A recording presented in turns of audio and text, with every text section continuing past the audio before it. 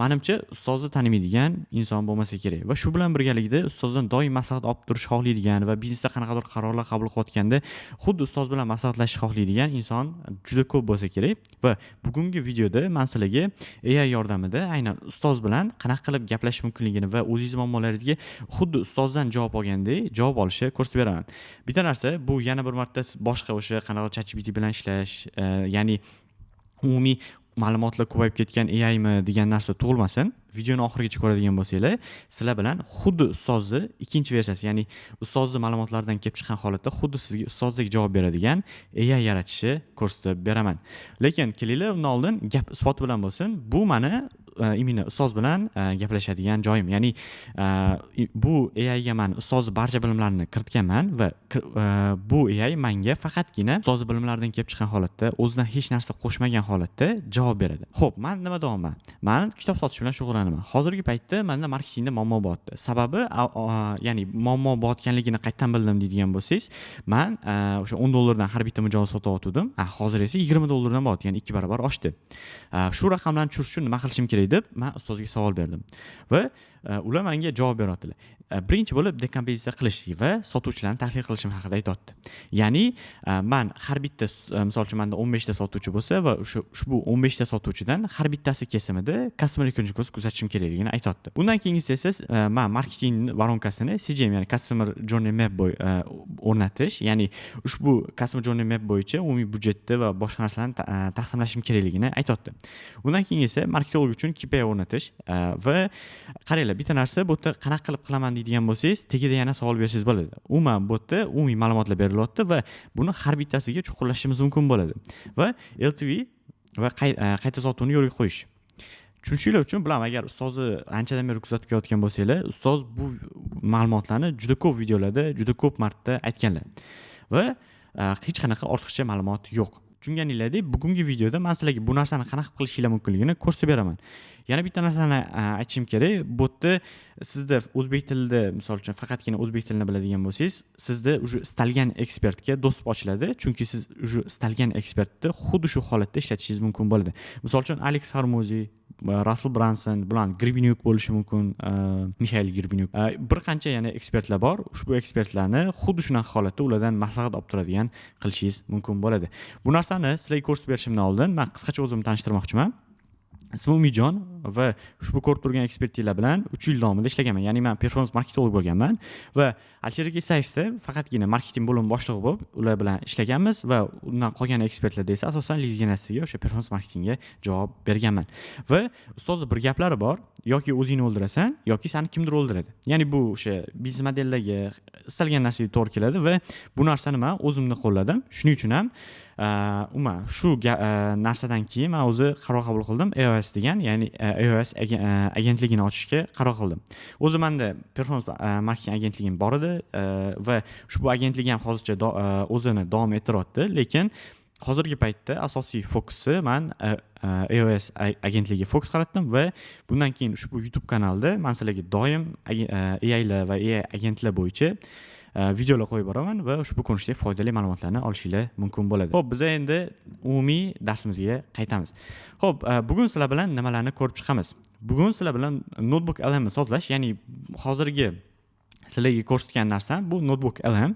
Bu Google bir AI modeli. Xuddi shu narsani qanaqa qilib sozlash va uni ishlatib ko'ramiz sizlar bilan. Undan keyin esa Alisher Isayev va Alex Hormozini maslahatchi sifatida qanaqa qilishni sizlarga real case'da ko'rsatib beraman.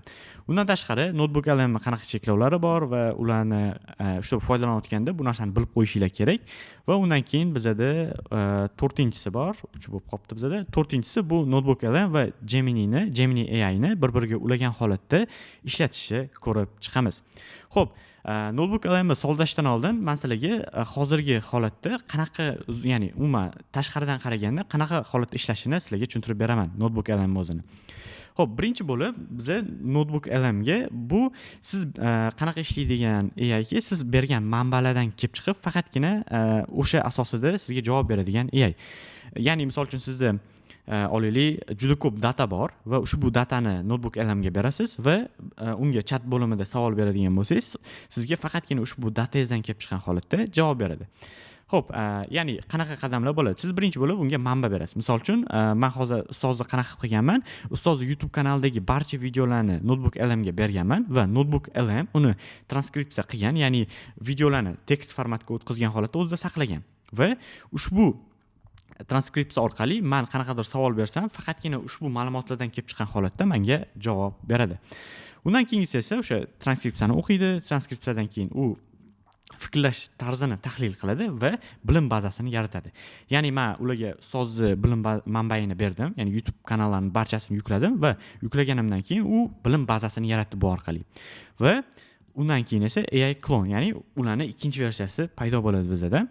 Va misol uchun bizda bo'lishi mumkin, meni biznesimda kosmetikamiz tushib ketdi, tushirish uchun nima qilsam bo'ladi deb savol beradigan bo'lsam, menga Alex Sharmozga aytish mumkin, senda offerda muammo bo'lishi mumkin deb offer so'raydi va offer beraman, offer tahlil qilib berish mumkin. Xullas, shu ko'rinishda umumiy Notebook LM shu ko'rinishda ishlaydi. Endi biz sizlar bilan Notebook LM ni sozlaymiz. Notebook LM sozlash uchun biza Google ushbu saytga kirishimiz kerak bo'ladi. Kirganimizdan keyin menda hozir ushbu sayt ochilyapti, lekin agar sizlar ro'yxatdan o'tmagan bo'lsangiz, sizlarda ushbu oyna paydo bo'ladi. Bu yerda sizlar faqatgina ushbu Try Notebook LM ni bossanglar, sizlar уже xuddi mendagi oyna ochiladi va undan keyin biz Create Notebook qilamiz. Ya'ni o'zimizga notebook ochib turib, bundan foydalanishni boshlashimiz mumkin. Men hozir o'zimning akkauntimga qayta olaman, chunki men bu akkauntim Pro, ya'ni o'sha pul to'langan versiyasi emas, o'shaning uchun men o'zimning akkauntimda ishlataman. Xo'p, bu yerda qaranglar. Notebook qanaqa ishlaydi? Sizlar bilan hozir bitta test qilib ishlatib ko'ramiz. Ya'ni akkaunt ochdik, bizda o'sha akkauntimiz bor va ushbu holatda biz yangi notebook ochdik va bizda ushbu oyna paydo bo'ladi. Va bizda yuqori qismida nomlashimiz mumkin. Misol uchun nomlash nimaga kerak? Ertaga siz adashib ketmasligingiz uchun, misol uchun sizda bir nechta manba o'sha imенно AI lar bo'ladigan bo'lsa, siz уже bu yerda adashib ketmasligingiz uchun o'zingiz nomlashingiz mumkin. Men misol uchun hozir Alisher Isayev 2 qilishim mumkin. Va bu yerda endi biz bu yoq qismiga ma'lumotlar kiritishimiz kerak bo'ladi. Va bu ma'lumotlarni yuqorida add source degan tugma bor, o'sha orqali qo'shamiz va bu yerda biz turli xil formatda ma'lumotlar qo'shishimiz mumkin. Fayl ko'rinishida, link ko'rinishida yoki o'zimizning Google Drive'imizdan olib yoki qanaqa tekst ko'rinishida ham manba qo'shishimiz mumkin bo'ladi. Biz hozir YouTube ni tanlaymiz, ya'ni havola orqali qo'shishi va biz bu yoqdan ustozni ikkita videolarni qo'shib ko'ramiz. Tak, bizda bu va undan keyingi videolarni.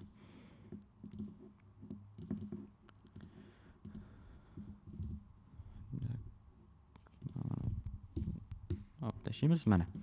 Va biz YouTube ga video hozir qo'shdik. Ya'ni bu уже ustozni ushbu men bergan manbalardan kelib chiqib, bu уже o'rganish qildi. Ya'ni kim o'zi, nima u degan ko'rinishda va bu yoqqa savol beraman. Endi bitta savol tug'ilishi mumkin. Bu yoqda manba kam, qanaqa qilib bu to'g'ri javob berishi mumkin degan savol tug'ilishi mumkin sizlarda. Xuddi shunaqa.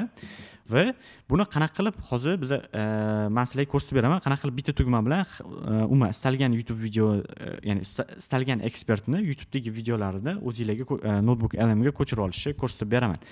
Lekin undan oldin qanaqa ishlashini faqat tushunib olishimiz kerak. Bu yoqda hozir men manba qo'shdim va bu yoqda ikkita manba orqali men bu yoqdan javob olishim mumkin. Misol uchun, men bundan YouTube videolarining xulosasini olishdan foydalanish mumkin. O'sha narsani hozir sinab ko'ramiz. Ya'ni ikkita dona videodan xulosa so'rab ko'ramiz.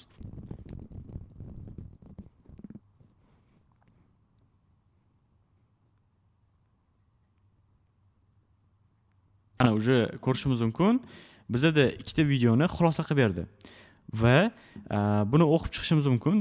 Yana bitta narsa ahamiyat berishingni xohlayman. Mana bu yerda belgilab ketilgan bu manbani qaytadan olyapti. Agar buni bosadigan bo'lsak, videoni imенно qaysi qismidan olganini ko'rishimiz mumkin bo'ladi. Undan keyin bizda bu yerda ham bor, misol uchun imенно ushbu videoni qaysi qismidan bu ma'lumotni olib sizga berayotganligini ko'rishingiz mumkin bo'ladi. Ya'ni bu narsa ma'lumot qanchalik to'g'ri, imенно bu manbadan olyaptimi yo'qmi degan savol, qanaqadir shubhalarni bemalol ushbu tugmani bosib turib bilib olishingiz mumkin bo'ladi. Endi qanaqa qilib men ustozni 620 ta videosi bor ekan hozir. Umuman katta videolari menimcha taxminan 157 ta atrofida bo'lishi kerak. 150 ta videoni qanaqa qilib men o'zimga qo'shib oldim. Buning uchun bizga yordamchi sifatida kerak bo'ladi extensions bor, ya'ni Google'da agar kimdir biladigan bo'lsa, extensions degan narsasi bor, ya'ni extensionlar bor. Biza buni topish uchun extensions degan qidiruv beramiz va birinchi saytga kiramiz. Va bu yerda extensions web store bor va undan keyin biza bu yerga yozamiz notebook lm va ko'rasizlar, notebook deb yozishim bilan o'zi chiqib yo'qdi. YouTube to notebook lm degannaqa extension va uni bosamiz va bosgandan keyin bu yoqda men hozir o'rnatganman. Agar sizlar o'rnatmagan bo'lsanglar, bu yerda add to extensions deb turadi. Va add to extension bosadigan bo'lsanglar, sizlar уже extension o'zingizlarga qo'shib olishinglar mumkin bo'ladi. Undan keyin u sizlarga YouTube'ga kirganingizda xuddi mana bunaqa tugmacha paydo qilib beradi. Ya'ni bu tugmacha orqali siz ushbu ustozning kanalidagi barcha videolarni o'zingizga o'tkazib olishingiz mumkin bo'ladi. Bitta narsani aytib o'tib ketmoqchiman. Extension topishda qiyin bo'lishi mumkin. Shuning uchun, ya'ni men sizlarga buni havolasini qoldirganman. Ushbu havolani men Learnify degan platforma bor. Ushbu platforma bepul. Men o'zimni bu yerda community'imni ochganman, ya'ni iOS Academy degan community ochganman. Communitydan maqsad umuman imенно AI agentligiga qiziqadigan insonlarni bir joyga jamlash va barcha bir-biriga yordam beradigan qanaqadir muhit yaratishni ta'minlash. Shuning uchun bu yoqda men video bor va ushbu videoda tagida ya'ni bu video men hozir ushbu yozayotgan videoyimni qo'yaman. U boshqa video turibdi bu yerda hozir. Sizlarga taxminan qanaqa ko'rinishda bo'lishi mumkinligini ko'rsatib berganman bu yerda.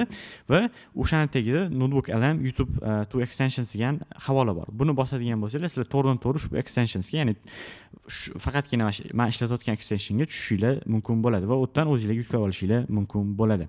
Undan tashqari bugungi videoda men yana boshqa bitta source beraman, ya'ni manba.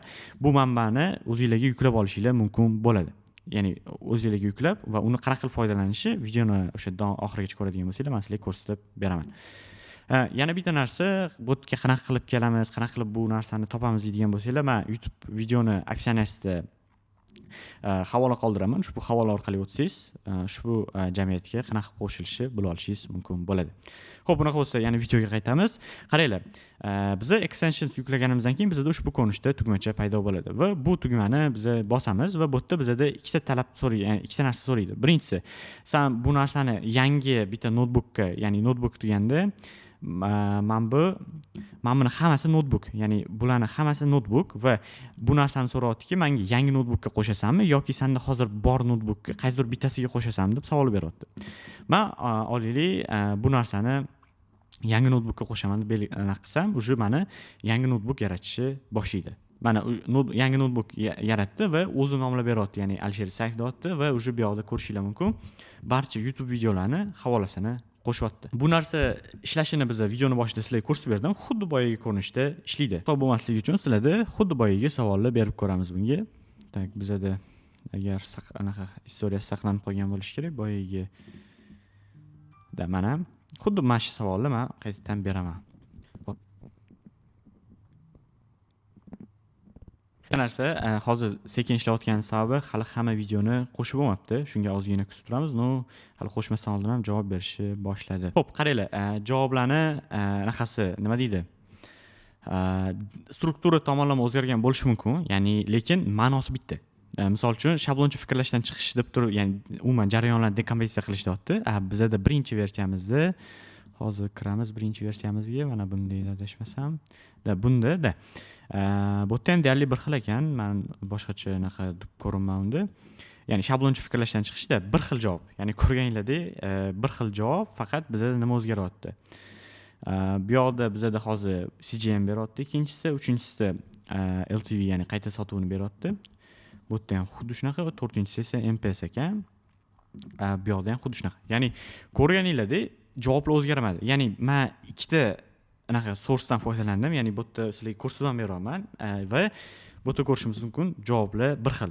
Nimaga javoblar bir xil? Chunki biz manba bitta beramiz. Ya'ni bu faqatgina bitta manbadan kelib chiqib, fikrlayapti. Misol uchun ChatGPT yoki Gemini'lar umumiy databazadan, umumiy ma'lumotlardan kelib chiqib sizga javob bersa, bu faqatgina sizning manbalaringizdan kelib chiqib javob beradi. Endi bitta narsa, misol uchun biz hozir bu extensionni ishlatish davomida faqatgina ustozni ushbu videolarni naqldik. Lekin ustoz bor, misol uchun boshqa podkastlarga chiqqani bor, ya'ni boshqa podkastlardagi videolarni qanaqa qilib bittada olishimiz mumkin deydigan bo'lsanglar, yuqoriga biz qidiruv beramiz, Alisher Saif deb. Va qidiruv davomida bizda chiqyaptiki, umumiy barcha ustozga tegishli bo'lgan videolar. Va biza bu yoqda yuqorida notebook LM bor va bu yerda xuddi shu narsani qilamiz va bu yoqda o'sha bizada qidirish bo'lib, imенно ushbu ustozga tegishli bo'lgan videolar saqlanishi boshlaydi.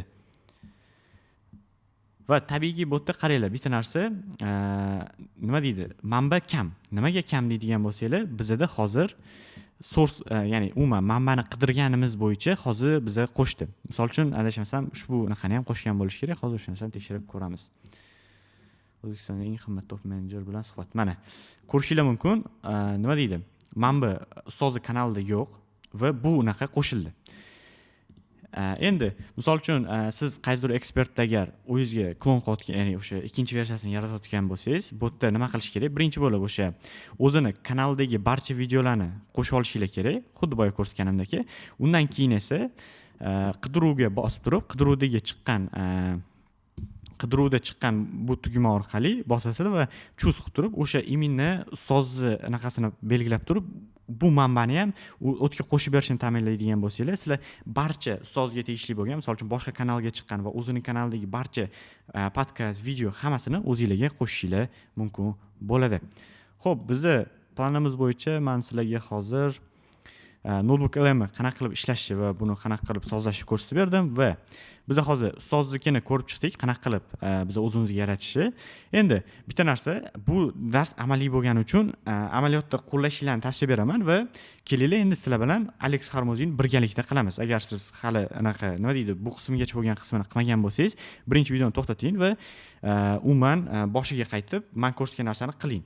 Va undan keyin esa Alex Hormozini, ya'ni ko'pchilik menimcha taniydi, yana bilmadim. Bu Amerikadagi eng kurtoy ekspertlardan bittasi. Men o'zim uchun ustoz deb bilaman bu insonni. Xo'p, bu insonni klon qilamiz. Bu yerda ham xuddi shunaqa qidiramiz, o'zini kanaliga kiramiz va kanalidan biza create a new notebook qilamiz va bu yerda o'sha bularni o'zini versiyasini yana yaratishni boshlaymiz. Xo'p, bularda 4700 ta video bor, ko'rishinglar mumkin va bundan adashmasam 500 dan oshig'i o'zini videolari bo'lishi kerak, katta videolar. Xo'p, bu yerda kutib o'tirish shart emas menimcha, chunki matematikasi, qadamlari hammasi bir xil, o'sha hamma videolarni qo'shyapti va endi biz boyagi narsani qilamiz. Alex Hormozini umumiy qidirish beramizda, bu yoqdagi anaqa orqali Alex Hormozini o'zini anaqasiga qo'shamiz va bo'ldi. Ya'ni boyagi o'sha notebook o'ziga yana videolar hammasini qo'shib qo'ydim va bu o'zi ishlashni boshlaydi. Endi menimcha bu ikkinchi qismini ham sizlarga tushunarli bo'ldi. Keyingi naqamiz qanaqa cheklovlar bor. Ya'ni notebook LM ishlatishda qanaqa cheklovlar borligini sizlar bilan ko'rib chiqamiz hozir. Xo'p, birinchisi, agarda video subtitri bo'lmaydigan bo'lsa, notebook LM transkripsiya ololmaydi. Ya'ni bu qanaqa ishlaydi? YouTube'da bilsanglar, o'sha pastda yoqsa bo'ladi, umuman subtitle yoqsa bo'ladi va shu subtitle agar umuman YouTube kanal egasi tomonidan o'chirilgan bo'lsa yoki qanaqadir xatoliklar tufayli chiqmagan bo'lsa, o'sha umuman subtitle yo'q bo'ladigan bo'lsa, notebook LMda u ma'lumotni topolmaydi. Va topolmaganda, misol uchun ustozni ushbu videosida qizil bo'lib qolgan. Nimaga? Chunki bu videoda tekshirib ko'rsanglar bo'ladi, subtitle yo'q. Ya'ni subtitle deganda o'sha subtitr yo'q. Xo'p, bu narsani qanaqa qilib ko'rsatib bersam bo'ladi sizlarga? Bu yoqqa kiramiz. Alisher Isayev qilamiz edi hozir. Full contact bilan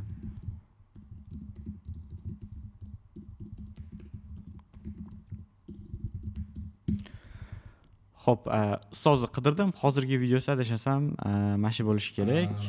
Xo'p, bu yerda ko'rishinglar mumkin. Mana bu subtitle va bu subtitle yo'q. Ya'ni bu subtitle ishlamayapti.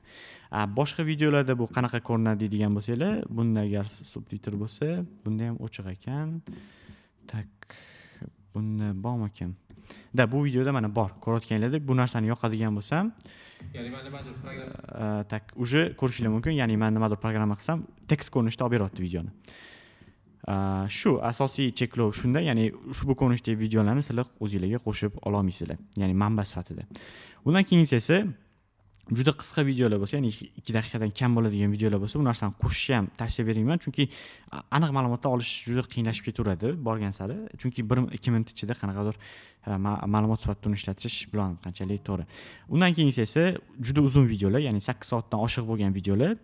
Lekin bitta narsa bor, 8 soatdan oshiq deganda qanaqadir ma'lumotlar bo'yicha analiz qilib berish bo'yicha muammo yo'q. Men prosta ba'zi videolarda muammo chiqdi, ba'zilarda chiqmadi. O'shanga 8 soatdan oshiq bo'lsa, sal muammoli vaziyatlar kuzatiladi. Undan keyingisi esa o'zi umuman tavsiya beraman. 5 daqiqadan kamida 3 soatgacha, o'sha 4 soatgacha bo'lgan videolarni qo'shish. Ya'ni bitta video shunaqa bo'lishi kerak. Umumiy videolar soni u cheklovsiz. Lekin bitta narsa bor, sizlarda cheklov bo'ladi agar notebook LM sota olmaydigan bo'lsanglar. Menda hozir maksimum bitta notebookka 300 tagacha manba qo'sha olaman. Misol uchun ko'rishingiz mumkin, Alex Harmuzga hozir 100 bu hozir qo'shish davom etyapti. Menda eskisi mana. Mana ko'rishingiz mumkin, 298 ta manba qo'shilgan. Agarda sizlar yangi akkaunt ochib, ya'ni bepulni ishlatadigan bo'lsanglar, sizlar maksimum 50 tagacha manba qo'sha olasizlar. Va bu 50 tagacha manba boshlanishiga yetib ortadi sizlarga, ya'ni maksimum maza qilib foydalanishingiz mumkin bo'ladi. Umuman o'sha 50 ta manbani o'zidan. Undan keyingisi esa bu xususiy, ya'ni bilsanglar YouTube'da videolarni private qilib qo'yish mumkin yoki yosh cheklovlarni qo'yish mumkin. Misol uchun kichkinalar uchun umuman qanaqadir o'sha ommaviy bo'lmagan videolarni bu ko'rinishda, ya'ni umuman notebook LM ga manba sifatida qo'sha olmaysizlar. Xo'p, biz cheklovlarni ham bitirdik. Menimcha cheklovlar ham tushunarli bo'ldi. Endi sizlar bilan sal qiyinroq narsa Gemini va notebook LM ni birgalikda qo'shib ishlatishni ko'rib chiqamiz. Ya'ni tushunishinglar uchun notebook LM da va Gemini va notebook LM ni birgalikda qo'shib turib bo'lishi mumkin. Sizlar bilan hozir imенно Telegramga siz xohlagan qaysidir ekspert kabi yoki agar siz o'zingiz ekspert bo'ladigan bo'lsangiz, o'sha o'zingiz misol uchun endi yozmaysiz, faqatgina ushbu Gemini va notebook bilan birgalikda qo'shgan AI qaysidir agentingizga agentingiz sizga уже matnlar, ya'ni Telegram bloglar yozib berishni boshlaydi. Xo'p, unaqa bo'lsa biz ketdik. Xo'p, buning uchun men hozir hammasini tozalab tashlayman bu yoqni. Bizga Geminiga kirishimiz kerak bo'ladi. Gemini ham agar sizlarda bepul bo'ladigan bo'lsa, muammosi yo'q. Menda hozir Pro da, ya'ni pullik versiyasini ishlatyapman, chunki ancha foyda beradi. Agar sizlar prosta ishlatib ko'rib, foyda olganingizdan keyin ham qilsanglar bo'ladi. Chunki men ko'rsatgan narsani shuna tekin versiyasi ham qilishinglar mumkin. Xo'p, Geminiga kirganimizdan keyin bu yerda ko'rishimiz mumkin. James bor. Bu imенно Geminini qay o'zingiz xohlagan agentlarni yaratish mumkin deb qarasangiz bo'ladi va biz hozir bu yoqqa kiramiz va bu yoqqa kirganimizdan keyin yangi James yaratamiz o'zimiz uchun va buning uchun biz new James bossak, biza уже ushbu oyna ochiladi va biz bunga olaylik nom berishimiz kerak. Bizga bu bizning variantimizda Telegram copywriter.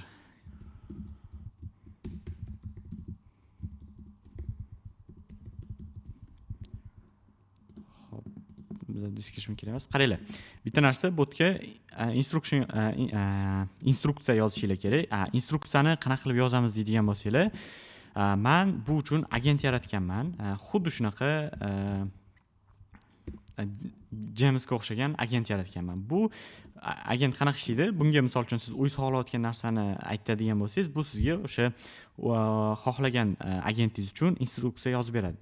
Shuning uchun va hozir birinchi bo'lib sizlar bilan biz instruksiya yozishni o'rganishimizdan oldin, ya'ni instruksiya yozishimiz kerak bo'ldi va buning uchun biz umuman o'zi instruksiya yozadigan agent yaratishimiz kerak. Buning uchun xuddi shu boyagi ishni qilamiz, James create qilamiz va create qilganda sizlarda misol uchun menda hozir bor James Architect Pro, men uni ikkinchi qilib yozaman bu yerga hozir. Xo'p, James. Xo'p, architekt 2 qildim men. Ya'ni o'sha Games arxitekturasini qilib beradigan deb tarjima qilsak bo'ladi. Endi bu narsani botga ham xuddi shunaqa instruksiya yozish kerak-ku deyishlar mumkin. Xuddi shunaqa. Men bu instruksiyani sizlar uchun yozib tayyor qilib qo'yganman. Umuman barcha narsa bor bu yerda. O'sha instruksiya sizga men o'zim shundan foydalanaman va buni sizlarga beraman. Xo'p, bu faylni ham boya ko'rsatgan o'sha bizning jamiyatimizda yuklab olishinglar mumkin bo'ladi. Ya'ni bu yerda James Architecture Pro deb men nom berganman. Buni bosasizlar va bosganingizda pastda download tugmasi bor. O'shani download bossanglar, sizlar o'zingizlarga buni yuklab olishinglar mumkin bo'ladi. Ushbu anaqani yuklab olganinglardan keyin bu yoqqa instruksiya yozishinglar kerak va instruksiyani kiritganinglardan keyin bu mani James o'sha arxitektura botim bo'ladi. Uzrman, hozir eskiga kirib ketdim. Men bunga kiraman va botga yozaman. Instruksiya yozganimdan keyin bu o'zi shu narsa bo'yicha menga keyin javob berishni boshlaydi. Va buni save qilamiz va botda start chatni bosamiz. Ya'ni tushunishinglar uchun hozirgi paytda mana nimadir ish qilmoqchimisiz, birinchi bo'lib AI buni qanaqa qilib beradi, qanaqa yechim bera olarkan deb savol berishni maslahat beraman va hozirgi paytda men o'zimni bilan 90% ishimni deyarli AI bilan qilish, nima AI qilib beryapti. Ya'ni u bilan birga qilmayapman, o'sha AI qilib beryapti. Shuning uchun boshida o'sha Google o'zidan хотя бы o'sha umuman nimadir yozyapsizmi, Google o'zi bilan o'sha narsani qilib beradigan narsa yarating va uni keyin qiling. Xuddi shu hozir biz qilayotgan ishga o'xshab. Endi bunga yozamiz. Men botga yozishingiz kerak qanaqadir prompt ko'rinishdamiz. Prosta oddiy nima xohlaysiz, o'sha narsani yozsangiz, buni o'zi sizga o'sha umuman instruksiyani cho'tka qilib yozib beradi.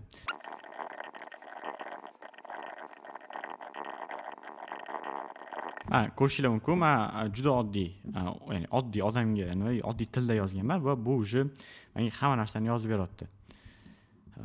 Xo'p, bizda уже deyarli yozib bo'ldi hammasini. Endi buni identitydan boshlab belgilaymizda o'zimizga copy qila olamiz va copy qilganimizdan keyin boyagi Telegram bot copywriter o'sha Jamesga kirib turib bunga instruksiyani yozamiz va instruksiyani yozganimizdan keyin, ya'ni instruksiyani bunga berganimizdan keyin knowledge bor. Knowledge qismida bizni qaysi manbadan oladigan savol beradi va ushbu holatda add to file qilamiz va notebook LM ni tanlab turib, bu yoqdan umuman manbani tanlashimiz kerak. Bu yerda bitta yoki bir nechta manbalarni tanlashimiz mumkin. Misol uchun men hozir ikkalasini, ya'ni ustoz bilan va Alex Harmoziyni tanlashim mumkin va yuqorida save bosaman va u bilan o'sha chatda yozishni, ya'ni chat ko'rinishida yozishni boshlaymiz. Endi bu yerda men bunga olaylik mavzu beraman. Misol uchun men kakni tushirish bo'yicha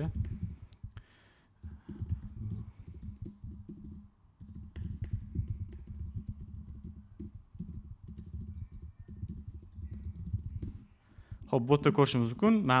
Men kosmetikani tushirish bo'yicha blog post yozmoqchiman va sen menga uni tushirib ber, o'sha yozishim kerak. Sen menga uni yozib ber deb turib, bunga prompt berdim. U menga yozishni boshlaydi. Bitta narsa, hozirgi holatda bu faqatgina Telegram blog yozib beradigan anaqada, ya'ni u menga faqat blog yozib berish uchun ishlatsam bo'ladi. Lekin ertaga misol uchun siz bir martalik ishlar bor, misol uchun bir martalik deganda qanaqadir ishlar bor, shu bir marta kerak sizga. Uni qaytib qilmaysiz yoki juda kamdan kam foydalanasiz. U holatda siz bunaqa agent yaratib o'tirishingiz shart emas. Uni ham hozir ko'rsatib beraman sizlarga. Bu yerda ko'rishimiz mumkin, blogga o'qishimiz mumkin. Xo'p, bizda nima deyapti? Mijoz sotib olishdagi narx, ya'ni kosmetik biznesingiz haqiqiy diagnozini qo'ying. Xo'p, qaranglar, sal qiyinroq yozilgan bo'lishi mumkin. Bitta narsa, bu 80% siz yozib berilgan deb qabul qilsangiz bo'ladi va qolgan 20% ni o'zingiz ozgina edit qilib, ya'ni to'g'rilashingiz kerak bo'ladi. Bu shunchaki marketing xarajati emas. Bu sizni bozorda qanchalik qimmat ekanligini ko'rsatuvchi raqamdir. Ya'ni ko'rishingiz mumkin. Bilan blogga oxirigacha o'qib chiqsanglar, men ishonchim komil, juda zo'r yozib bergan. Prosta sizlar bilan buni o'qib o'tirgandan ko'ra tezroq asosiy maqsadimizni ko'rsatib berganim yaxshiroq. Shuning uchun sizlar James yaratib turib, o'sha takrorli ishlarni qanaqadir Jamesga bitta vazifa bajaradigan holatda olib kelib qilishingiz mumkin. Yokida qanaqadir bir martalik tasklar bo'lishi mumkin. Men hozir xayolim kelmayapti, nima bo'lishi mumkin. Xuddi shu, ya'ni narsani qanaqa qilib James yaratmasdan qilishimiz mumkin. Bizda tools qismi bor. Yangi chat ochdim hozir Gemini'da va qaranglar, plus bor, add to file va add to file'da notebook LM bor. Notebook LM bosamiz va bu yerdan manba tanlaymiz. Misol uchun ikkalasini tanladim va bu yoqda yozishim mumkin. Men zo'r, mana misol uchun olaylik, men hozir qilayotgan ishim. Qaranglar, hozir men nima qilaman? Misol uchun men hozir ushbu videoni olaman va bu video notebook LM haqida va bu yerda nima deyapman? Menga ustozni misol uchun umuman tabiiy gaplar bilan juda zo'r tushuntirib berish yoqadi. Endi siz undan keyin Alex Harmoziyni videodagi ketma-ketlik yoqadi. Ya'ni u shunaqa ketma-ketlik tushuntiradiki, siz u videosi juda tushunarli va aniq qilib tushunib olishingiz mumkin bo'ladi va buni men jo'natdim. Undan keyin bu yerda men ushbu ikkita manba va Gemini o'zini manbasi ham bor. Shunga o'xshagan holatda menga hozir ma'lumot keltirib chiqazib beradi. Xo'p, mana ko'rishinglar mumkin, o'sha bizda javob chiqib berdi. Hukka Alex Harmuz uslubida yozgan yoki muammo, ya'ni muammo pain pointlarni, ya'ni muammoni ustoz uslubida ochib bergan va undan keyin esa yechim bor notebook LM bo'yicha o'sha umumiy videoda qanaqa huklardan boshqa narsalardan foydalanishimni ko'rsatib bergan. Va bu yerda misol uchun nima xohlayotganimni yanada to'liqroq yoritib bersam, u menga istalgan narsani qilib berishi mumkin bo'ladi. Bu ikkita manba va Gemini'ni o'zini o'sha umumiy databazasidan kelib chiqqan holatda. Xo'p, menimcha bugungi video foydali bo'ldi deb o'ylayman. Agarda bu videoni bilan qo'llab-quvvatlamoqchi bo'lsanglar, bunga o'xshagan videolar juda ko'p chiqadi va men Gemini bo'yicha taxminan jami 7 soatdan oshiq bo'lishi kerak va 4 ta moduldan iborat bo'lgan videolar ketma-ketligini chiqazaman. Shuning uchun kanalimga obuna bo'ling va obuna bo'lganingizda bu videolar chiqqanda eng birinchilardan bo'lib ko'rib foydalanishingiz mumkin va biznesingizga tatbiq qiladigan bo'lsangiz, qolganlardan bilan 10 barobar balki 20 barobar tezroq o'sishingiz mumkin bo'ladi. Keyingi qadamlarda nima qilishinglar kerak? Birinchi bo'lib, bugun o'zi umumiy taxminan 33 minut yoki 34 minut davomida ikkita narsa o'rgandik. Birinchisi bu o'zingizlar xohlagan bitta ekspertni o'zingizlarga maslahatchi sifatida, ya'ni ularning manbalari bilan AI o'qitgan holatda sizlar o'zingizlarga maslahatchi sifatida olishinglar mumkin va u narsani eng kamida bitta ekspertnikini olinglar va uni qilib ko'ringlar. Undan keyin esa eng kamida bitta James yaratib, biror bir narsa, ya'ni men hozir Telegram bot qildim. Siz o'zingizni muammongizdan kelib chiqib, o'sha qaysidir bitta kichik muammongizga yechim beradigan shu James yaratib ko'ringlar va u narsani yaratganingizdan keyin natijasini qanaqa natija olganinglarni bizda boya aytganimdek Learnify community bor va bu communityda chat bo'limi bor, ya'ni communities bo'limi bor va bu yoqqa komment yozsanglar bo'ladi va komment ko'rinishida agar yozadigan bo'lsanglar va o'zingizlarni qanaqadir muammolar yoki qanaqadir fikrlarni bildiradigan bo'lsanglar xursand bo'laman. Yana bir marta eslataman, bu communityga qo'shilish bepul, ya'ni communityning o'zi bepul va unga qo'shilish uchun YouTube'dagi opsiya bor. O'sha YouTube'dagi opsiyani bosadigan bo'lsanglar, bu communityga o'sha qo'shilishni qanaqa qilib qo'shilishni bilib olishinglar mumkin bo'ladi va qo'shilib birgalikda yanada rivojlanishimiz mumkin bo'ladi.